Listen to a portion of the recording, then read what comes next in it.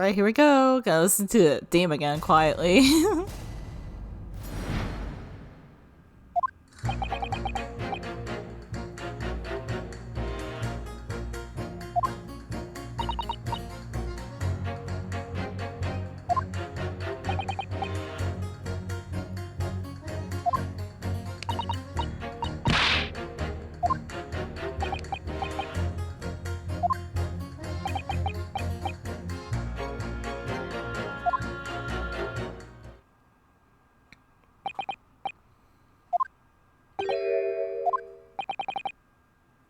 My learned student friend is unable to find fault in the previous witness testimony, so the court must accept the fact that was indeed the accused seen fleeing from the scene. And moreover, how many wine glasses do you have, man? No one else is even at the scene to commit the crime. Well, the eyewitnesses are correct. It would seem as if the conclusion somewhat set in stone. That means I'm afraid that during the summation examination, it's essential to establish some other tangible explanation for the facts. But how? What even constitutes a tangible explanation here? Isn't it obvious? Who stabbed the woman and how? Those two details are all you need to provide. Simply give us the name and the method by which the attack was conducted. And here I was thinking this might be hard. It's Naruto, though you have to do it. Otherwise this really will be where the trial ends. No pressure then. Alright, here we go. Alright, Yunosuke, focus your mind now. Clearly, the key to the summation examination is going to be juror number 4, the maid, or should I say Mrs. Garda. You have a book that disappeared, and a fourth book found in the victim's hand. There must be a way to link the two. Yes, so you have to find. Using everything you learned in my short career so far, whatever it takes. Don't forget to keep an eye on Mrs. Garda and how she reacts, even the other things other people say. Okay. Here we go.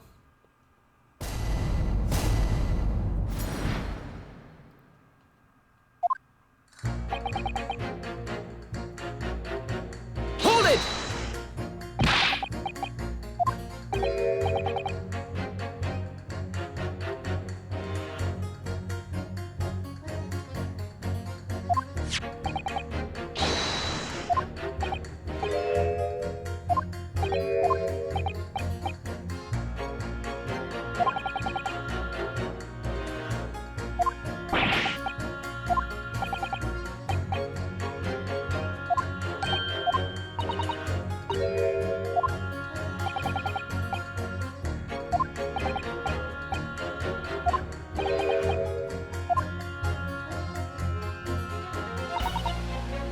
Hold it!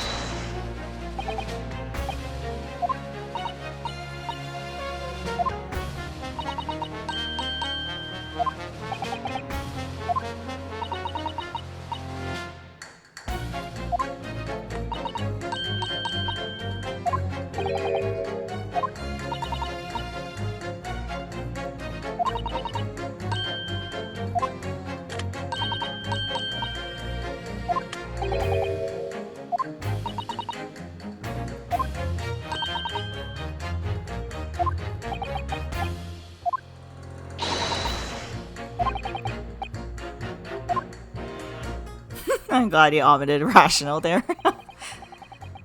Okay, let's press Sky. I'm just gonna press everyone and try to gather as much information as possible.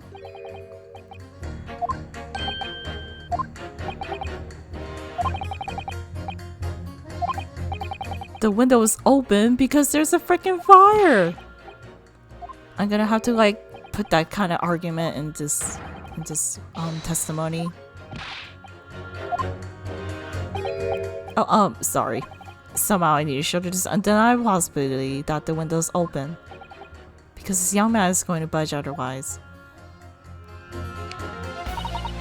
Hold it! But the little book was on fire at the time, was it not? With the flames of lava, we know, no. There's really no such thing as a loving incendiary bomb. Well, he brought it upon himself. It's playing a fire to betray a fire of love. Isn't it? Well, don't you agree? Oh, well, any kind of betrayal is certainly a bad thing, yes. But I think the argument I've arisen over misunderstanding Mrs. Garda. Never you mind that. The point is we're just having a jovial little dispute, nothing more. That causes a fire. And I won't have any more decisions that was anything whatsoever to do with this crime. Right, well, we'll see about that. But what about juror number 5? He keeps getting forget this is seen returning a hair of Mrs. Garda's relentless assaults. It's almost as though he's used to what a gentle soul he is. Oh my god. Hold it! You just want to get this over with? How can you sit there and say something like that? A man's future is at stake here. Well, him and me both, like I said before. What? I told you I'm a day laborer, aren't I? If I don't bring home some readies with me tonight, you'll find me floating face down in Thames tomorrow morning. What? You heard me. My missus is the one to mess about, you know. She can be first, believe you me. Another shining example of marital bliss, then. This is why you don't marry. A situation like this cropped up the other day. Just kidding.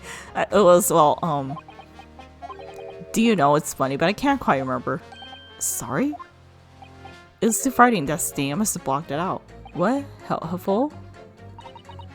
I wonder if Mr. B will ever be dragged into the dance by a scarf. Don't even go there, Mrs. Sato. There must be some way to jog some memory about this.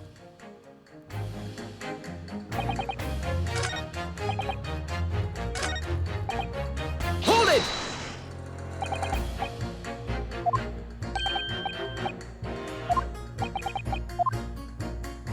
Could you tell us more about the fire?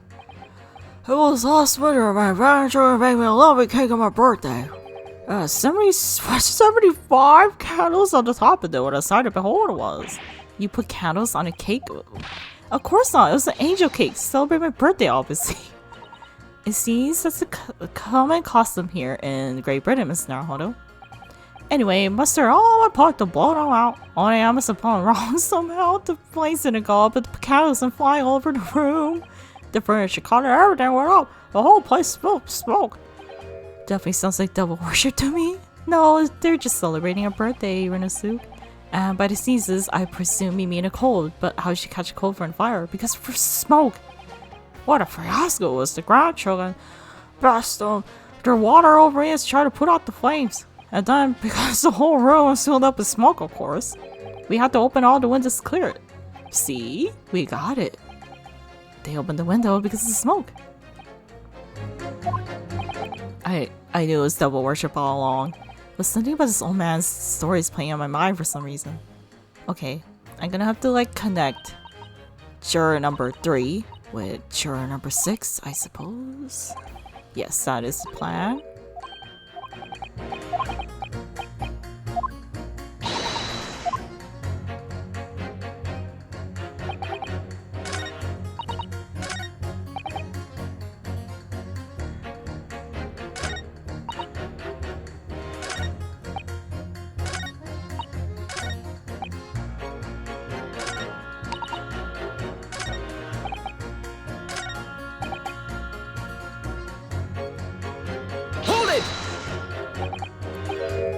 Did you change your statement from before? Well, yeah, this is one of my most memorable birthdays, you see. I couldn't let it go on, remember? I'm sure the defendant will be died they're using to try to explore your past. And how's that memory related to this case exactly? Huh? Sorry? What's that? You have to speak up, I'm afraid. Never mind. He's a step as opposed when he wants to be, but actually this old man's anecdote might just provide the alternative explanation I need to make my point to some of the other jurors. We use all the candles on my birthday this year, safer that way. Maybe just like don't put like 75 candles on the freaking cake in question. Just put like 7 big candles and just like one signifies 10 years and just put 5 little candles.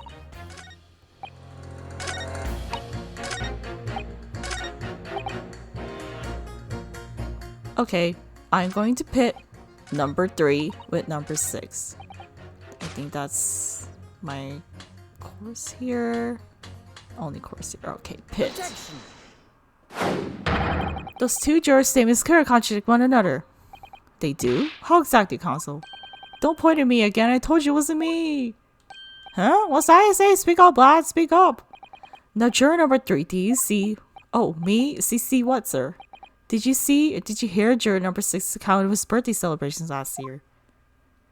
It seems despite being in London, he wants to open his windows in the middle of winter. Well, yes, of course, because it's an emergency. I mean, obviously, the room is filled with smoke from the fire. You'd be mad not to open the... There you have it. Exactly. On the day in question, at the time of the incident, there was a fire in the Garda household, and Mr. Garda had the following to say about it.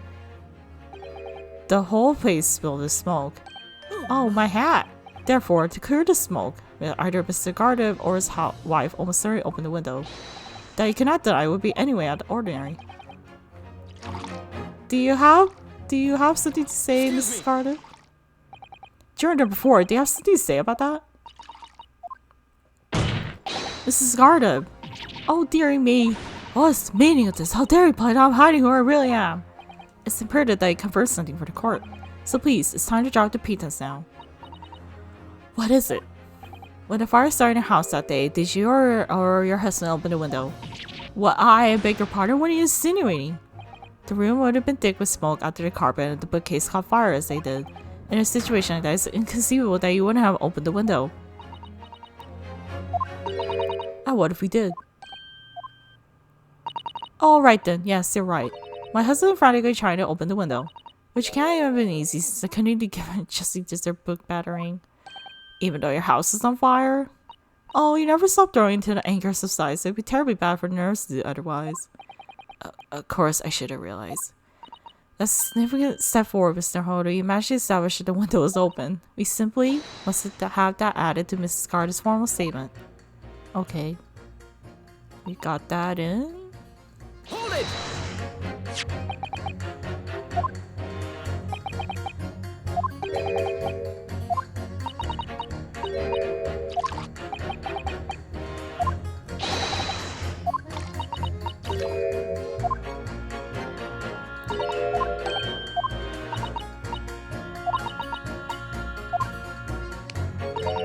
You started enjoying reading it, right? Why did you not reveal this information to the court from the outset? Because I couldn't. It's a little man. I didn't remember. At times like that, you pick up and throw whatever you can lay your hands on. Is all you know. I really don't. I barely know I was throwing a book, much less the title of it. Would you like to say something, mister? What is it, juror number 5? You know something? I remember what it was. The memory blocked out. What? It was listening to what this granny was saying. Brought it all flooding back. Who are you calling granny, cheeky devil? Mrs. Garda, the bird of May, have you know?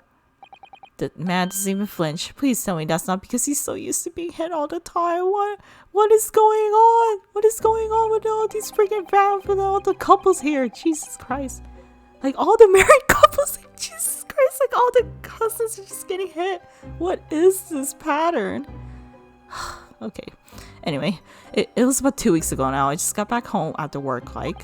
I put my hand in the pocket for the wages just earned that day and I nearly died. There was a hole. Every last penny I dropped out. Oh dear, what a disaster. You haven't heard the half of the day? Oh. The wife was cutting up some chicken at the time. I could hardly get the words out, but I told her straight. I've lost a day's wages, love. Next thing I knew, the blade was just slinging past my ear, stuck to the wall next to me, did about an inch deep. No words, just terror. I could smell it then, you know, the god-awful stench of the dams. I was sure it was going to end up face down in muddy banks that night, I could tell you. Now, that's a real disaster, isn't it? I'll never use the word lightly again. Anyway, the point I'm trying to make is this. When women lose their rag, they'll throw anything at you. Knives, hatchets, hammers, you name it. Mr. Naruhodo, you mustn't think that all women are so short-tempered and unrefined. No, I wasn't thinking that. I wasn't thinking that at all. Throwing household objects at people is, well, it's so uncivilized. At least attack with honor, using a bow or the Not you too, Susanoo. Y'all. No. Who are you going to attack? Never mind. Anyway.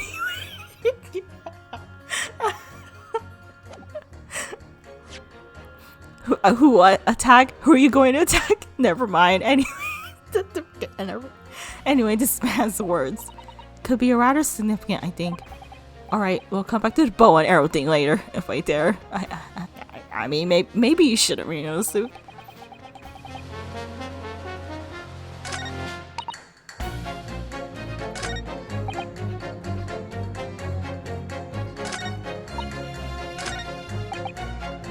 Hold it!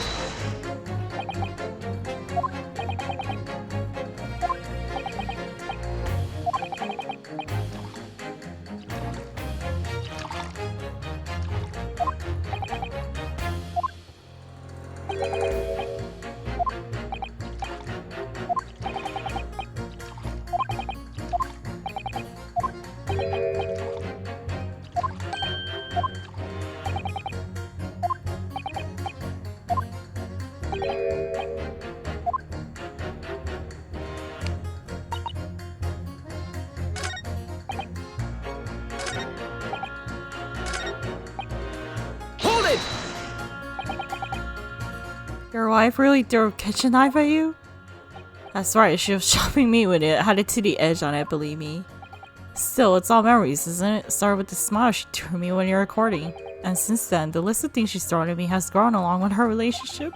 There was a cup, then a glass, then a pot, a kettle, a chair, a wardrobe, a cooker, a bathtub. Your wife must have been even beefier than you. Wow, what an OP lady. And things came to a head last week when she threw me right into the dance. Still, she's not so bad when she's calmed down. She's a real sweetheart, really. Okay, I'll take your word for it, I suppose. I'm so happy for you. If you want to know what I think this whole idea of ladies first that we're so obsessed with in this country was started up by some clever lads who've been tossed into the dance a few too many times by their wives. That's a very interesting theory. What a terrible thought. You know what? Ladies are just scary in general.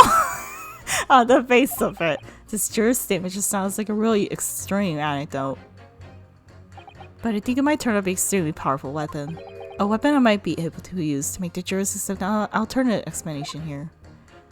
Okay, I think I'll have to pit juror number 5 with juror number 2. I think I'm gonna have to do that. Alright. Pit. Objection! Those two demons scary have a deep and significant connection.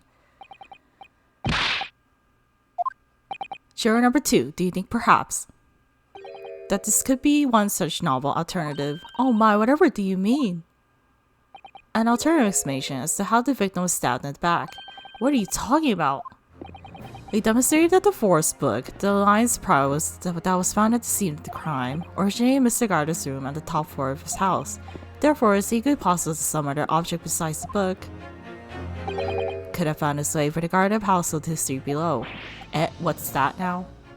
After all, Mrs. Garda could have thrown any number of different objects at her husband. Isn't that right, juror number 4? What are you insinuating, you little beanpole? I'm beginning to think that ever since the true origins of this book came to light, perhaps she's had a feeling this might be what happened. Now you listen, Eastern Gala. As the former jury demand a straight answer. You give us about this yarn about some other object making its way out of the house, but what? What was it? The knife. I'm really taking a big gamble here. That was a bold accusation to make, but I haven't any real evidence to back it up. But I'm certain that at the very least this warrants further investigation. Alright, Mr. Foreman, try to explain the defense's theory. The other object that was found its way from the Garda house at the scene of the crime was the knife. Take that! Juror number 4, Mrs. Garda. What now? I must apologize in advance for this. But I need to confirm something else for the court. This knife. Have you ever seen this knife before? Good lord, Counsel, what on earth are you doing? That's the weapon that was lodged into the victim's back, man. Yes, I am insinuating that the knife was thrown out the window. My lord, remember that when the victim was attacked, Mr. and Mrs. Garda were in throes of an argument. Mrs. Garda was hurling anything she could at her husband who had been backed up against the window. A window that had been opened to clear the smoke, and through which a book sailed to land at the crime scene. You can't seriously believe that the book was found in the victim's grasp because the victim picked it up because she was like, why is there a book on the ground? Are you saying that flew out the window across the street to land neatly in her hand? No, she picked it up. And then while she was picking it up, she got stabbed by the thrown knife. Isn't it? Yes, I admit there are many details you don't yet understand. But that's the point. That's precisely why. We must not allow this trial to end. Not right now. Oh my. Mrs. Gardner, your answer, please. Have you seen this knife before or not? Oh, dog.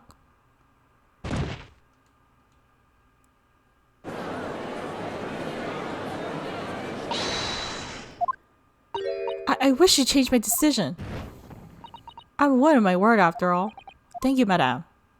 Yes, I agree. I certainly didn't see this coming, but I just don't think it would be right for this child to come to end now with so many unanswered questions. Mr. Foreman. I have to agree. Not that I think the Granny didn't mind. Yes, do you know what? I'm not quite happy about this one at this moment either. All together now, ladies and gents.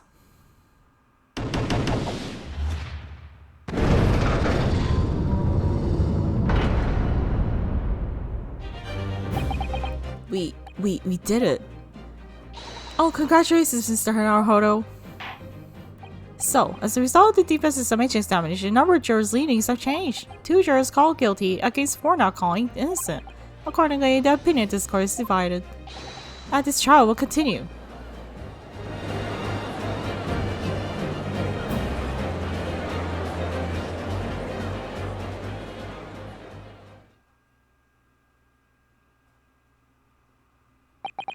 Now that our advances, how does the prosecution wish to proceed?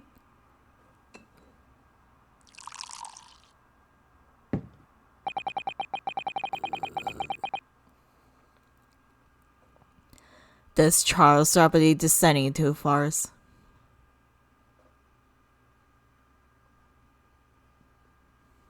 Like a corked wine, the first few sips are bitter enough. But what follows is so repugnant, it's good for nothing save the gutter. If I may, Lord Vancees, the defense has put forward a credible alternative explanation for what happened. Credible? Is that your considered opinion, Mr. Foreman?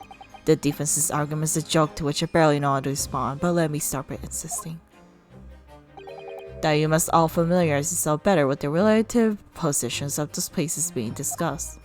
What do you mean by that? What's this angle this time? It should already be more than apparent that between this crime scene and the Gardner household runs a rather wide street beyond road. Which means that the distance from the Gardner's house to the scene is some, yes, 15 yards. Let me see, 15 yards. That's around 14 meters. 14 meters? That's a little farther than I imagined. And as you ladies and gentlemen, the jury rightly noted as having potential significance, the fourth book was found in the victim's clutches.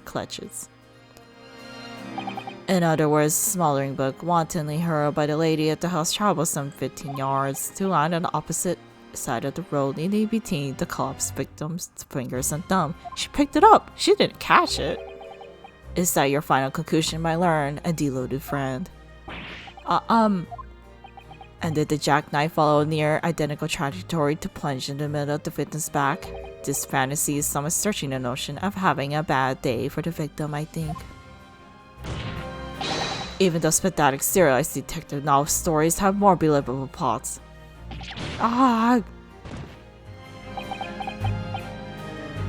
There's nothing I can say to that.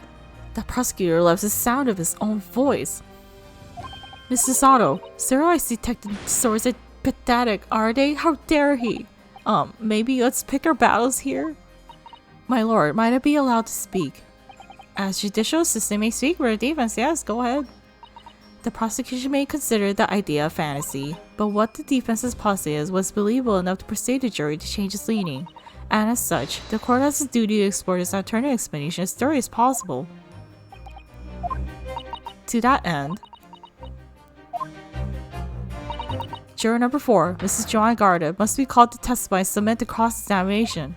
Saints alive! A cross-examination of a juror? Yeah, I mean, her place is at the scene of the crime, wasn't it? Well, this is highly irregular. It is unprecedented for a member of the jury to be summoned to witness stand. Objection! Oh my god. and unnecessary. Lord Francisque's? There are already witnesses in the stand whose testimony the defense may further cross-examine. If my learned friend's farcical theory has any truth to it, then balls of a burning book and a jackknife must have flown to the sky before this couple's eyes. And we must assume that whoops. Change the voice. And we must assume they will be able to testify accordingly. What say you, witnesses?